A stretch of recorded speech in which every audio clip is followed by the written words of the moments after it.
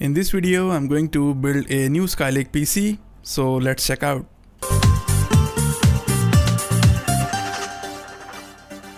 What's up everyone, TechCloud here, and in this video I'm going to build a new PC based on the Skylake platform. And you might be wondering why Skylake, why not Kaby Lake? Because Kaby Lake is still not out yet. I'm going to use mostly the new parts, only a couple of parts I'm going to use from my older Skylake PC.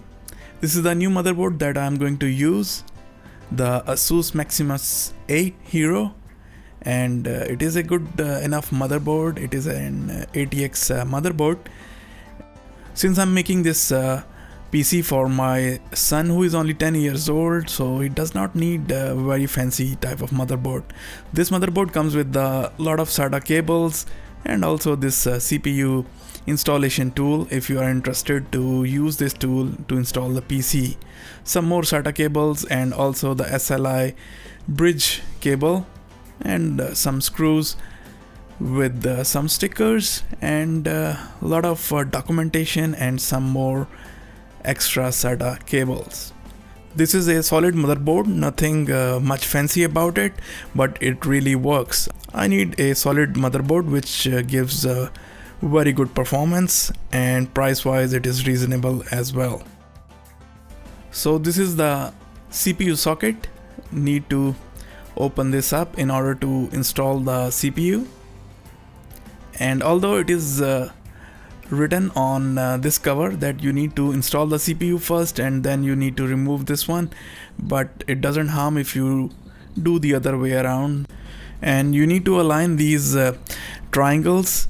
As you can see, both the CPU and the motherboard has a triangle, so make sure you have put the CPU in the correct direction, and then you can lock the socket just like that.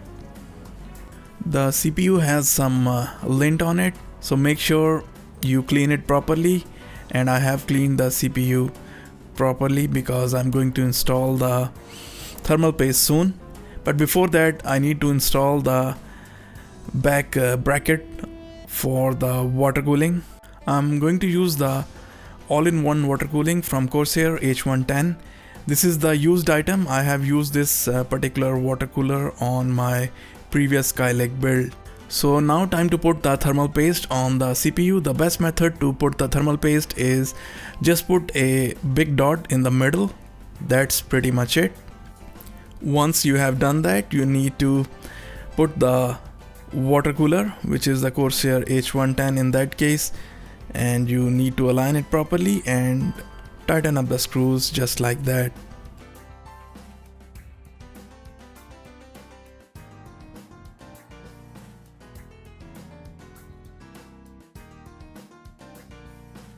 I'm going to put the Trident Z DDR4 RAM, and this is probably one of the best RAMs available in the market. Look at those timings. This is probably one of the best, and for Skylake it is really ideal. I believe the gray and the red will work better with this build. Initially I bought this particular RAM for my Broadwell E PC, but it did not work that well with that PC, so I have to use it for this particular build. While installing the RAM, make sure the pins are aligned perfectly and also the memory stick is locked in place. As you have seen that for this particular build, I'm going to use the NZXT H440 as the computer case, and this is not a new case, it is a couple of years old, but it is still a very good case. I like the bottom chamber is separate. It has a few weaknesses also, like the front has a little bit restricted airflow. The vent is only on the right hand side. This is from where the fans can suck the air. And also the other problem is that for the cable management on the back side, there is very little room. In addition, the quality of the case overall is not as high as I have seen some of the other cases, but since it is a cheaper case, so there are no complaints. Beside these points, this is a very nice case. It comes with the fan hub, as you can see here, and you can remove the front panel without removing any screws. There is no screw removal needed.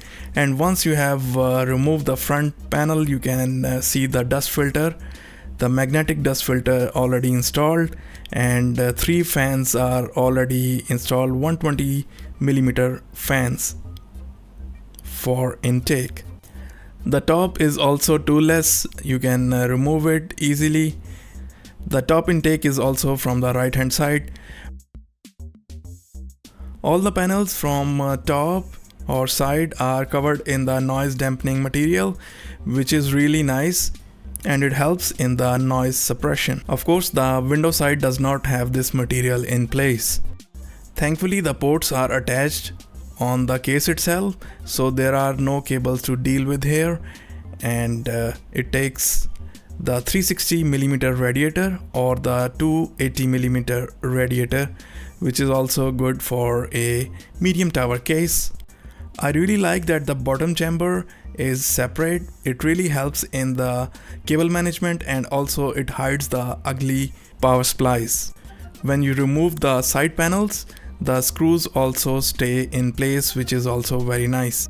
One of the good things that I like about this case is that you can showcase your SSDs on this bottom chamber, and also there are cutouts for the VGA cable and also for the SSDs. On the back you have 3 rubber grommets to pass through your cables, and it has plenty of room for your HDDs and SSDs, and they are removable as well. If you want a non-restrictive airflow, you can remove them. This particular aspect of this case is modular. At the back you have another 120mm fan, which is height adjustable so that it does not interfere with the top radiator. At the bottom you have the rubber grommets and also the 7 slots. Overall, for the price, the case is pretty good value and has modern design. The case also comes with this small box which houses the cable ties, the screws, and also a small installation guide. Let's make this build.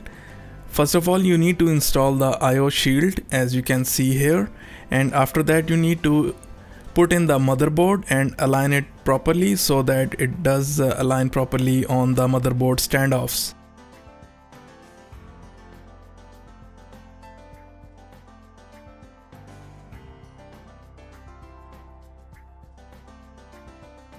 So after putting everything in place, I have tightened all the screws, including the fans, the radiator, the motherboard. Everything is in place, but you can see there is very little room on the top.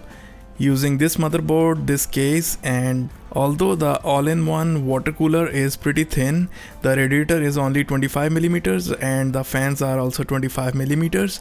So 50mm space is all that it needed. So the space is little bit tight on the top, and it will become more tight once I install the power cables. This case comes with the power supply bracket, which makes the installation of the power supply very easy.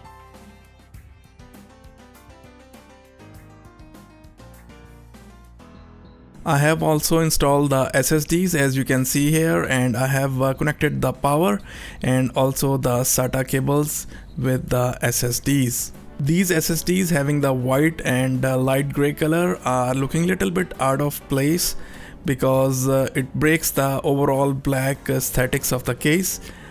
I might put a black sticker or some black paint or something of that sort on top of them. The Samsung 850 Pro series SSD would have gone with the aesthetics quite a lot, since it is black and red, but they are pretty expensive, so that's why I bought these instead. Now I have connected the front IO cable, the USB 3.0 cable and USB 2.0 cable, and I have connected the power cables also, and I have connected the SATA cable as well.